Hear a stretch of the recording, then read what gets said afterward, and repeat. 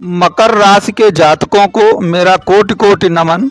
मित्रों, अगर जीवन में हमें यू टर्न चाहिए, बिल्कुल 90 डिग्री का एक टर्न चाहिए, तो याद रखिए हमको जीवन में कुछ ना कुछ अलग करना ही पड़ता है।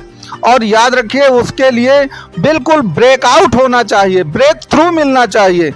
वैसे तो 7.5 के कारण पिछले कई वर्षों से आपके जीवन में ब्रेकडाउन ही आए हैं, ब्रेकआउट तो कभी आया ही नहीं। अब ब्रेकआउट का आप इंतजार भी कर रहे हैं, लेकिन अब आपको पता नहीं चल रहा है कि ये ब्रेकआउट कैसे आए। आखिरकार आप जगह जगह अपनी कुंडलियां दिखाते हैं, ज्योतिषी से पूछते हैं, कोई कुछ बता देता है, कोई कुछ बताता है, लेकिन वास्तव में आपकी स्थिति जानते हैं कैसी है?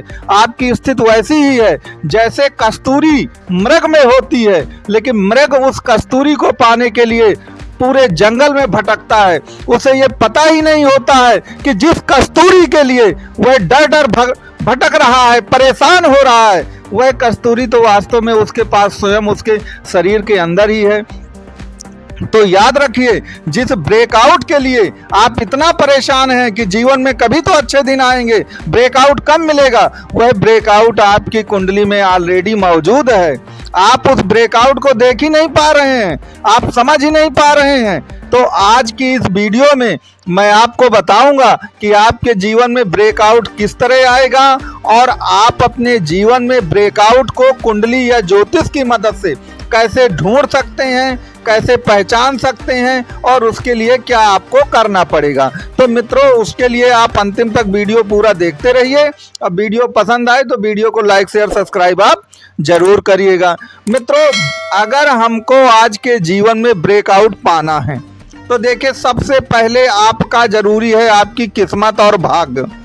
तो सबसे पहले आपको अपने भाग्य भाव को देखना है।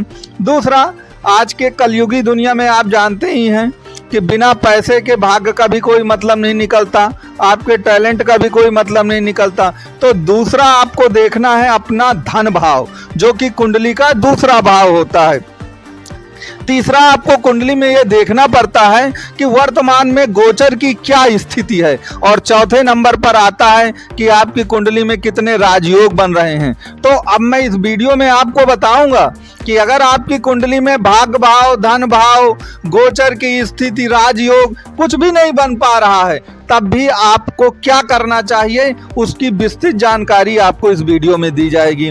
तो चलिए हम अपनी बात शुरू करते हैं, भाग्य भाव से शुरू करते हैं। आपको मालूम है कि इस दुनिया में भाग्य के उससे कुछ बताओ, अगर आपका भाग्य आपके साथ नहीं है तो इस दुनिया में कुछ भी नहीं हो सकता। तो अब अगर आप मकर राशि या मकर लग्न के हैं तो आपका भाग्य का स्वामी आपको मालूम है क्या है? आपके भाग्य का स्वामी है बुधदेव महाराज। और बुधदेव महाराज क्या हैं? बुधदेव महाराज जो हैं वो वायु तत्व प्रधान ग्रह हैं, ये ध्यान दीजिएगा।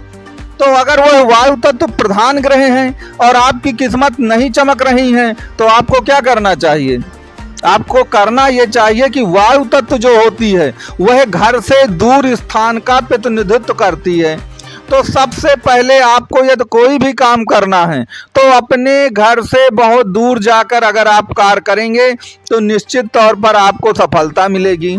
लेकिन अब किसी किसी की ऐसी स्थिति नहीं होती कि वो घर से बहुत दूर जा सके, तो उसके लिए हमको क्या करना पड़ेगा? तो आप घर में बैठकर ही कुछ ऐसा काम करें जिसका संबंध दूर देश से हो या अपने ही देश में दूर स्थान से हो। आप इंपोर्ट एक्सपोर्ट का बिजनेस करते हैं, आप डिजिटल मार्केटिंग का बिजनेस करते हैं, ये सब कुछ दूर स्थान से ऑनलाइन ही होता है। तो आप इस तथ्य को याद रखिए, इससे निश्चित तौर पर आपका भाग्योदय होगा। नंबर 2 पर याद रखिए कि बुध की 2 राशियां होती हैं, मिथुन और कन्या। तो याद रखिएगा, जो मिथुन राशि है, बुध की प्रिय राशि जो मिथुन है, वो क्या करती है आखिरकार? वो तीसरे नंबर की राशि होती है। तो तीसरा नंबर कहे का है? तीसरा नंबर डिजिटल मार्केटिंग का कहते हैं, सूचना संचार तंत्र का कहते हैं। तो जितना भी नया नया सूचना संचार तंत्र है, डिजिटल मार्केटिंग है, कंप्यूटर है, इससे संबंधित जो भी कार्य है, जितना आप उसके टच में रहेंगे आपका भाग्योदय उतना ही अच्छा हो करके रहेगा। इस बात की मेरी गारंटी है आपको। अब यहाँ पर कुछ चीजें और आप याद रखिएगा दूसरी चीज बात धन की आती है कि भाई धन का क्या होगा, क्योंकि भाग्य का तो आपने बता दिया, अब धन का क्या होगा। तो देखिए धन के लिए याद रखिए आपके धन का स्वामी कुंभ राशि पड़ेगी, वहां पर उसका स्वामी शनिदेव है। तो इसके 2-3 सूत्र हैं धन की प्राप्ति के।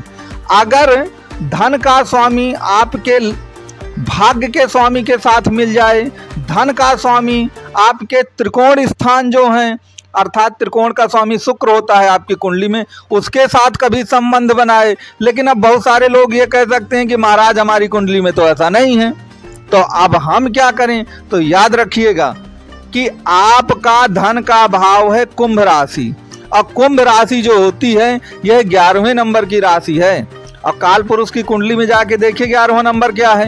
11वां नंबर जो होता है वह इच्छाओं की पूर्ति का और इसके सिवा सोशल सर्किल का होता है। तो जितना ज्यादा आपका मित्र मंडली फैली होगी जितनी दूर तक, अब दूर तक फैलने का यह मतलब तो बिल्कुल नहीं है कि आप सबसे जाएं और स्वयं जा करके मिलें।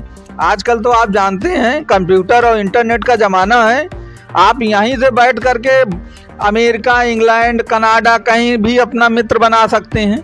तो जितना ज़्यादा आप अपना फ्रेंड सर्किल बढ़ाएंगे, अब फ्रेंड सर्किल कौन सा, ये चैट करने के लिए नहीं, फ्रेंड सर्किल वैसा जो आपके बिजनेस में भी आपको काम आए, मैं उस फ्रेंड सर्किल की बात कर रहा हूँ। आप ये मत सोचिए कि मजे के लिए मैं बात बता रहा हूँ। तो ऐसा यदि आपका फ्रेंड सर्किल होगा तो निश्चित तौर पर आपको धन भी मिलेगा और आपकी इच्छाओं की पूर्ति भी होगी, क्योंकि कुंभ राशि आपके द्वितीय भाव पर आती है।